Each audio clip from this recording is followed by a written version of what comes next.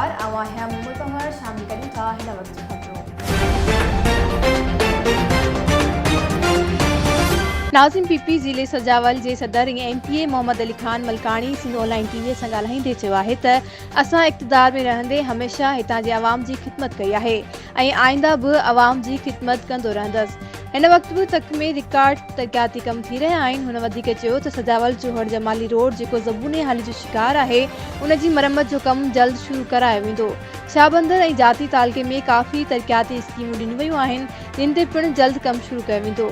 हुन Sindh online TV जी reporter कादिर कहर खे वधीक ॿुधाया त जोहर जमाली में सुई गैस जी स्कीम ऐं शहर जी मेन बाज़ार समेत मुख़्तलिफ़ पाड़नि में प्योर ब्लॉक जे रोडनि जूं करोड़े रुपयनि जूं स्कीमूं ॾिनियूं आहिनि। वधीक ख़बरुनि अपडेट्स जे लाइ ॾिसंदा रहो सिंध ऑनलाइन TV।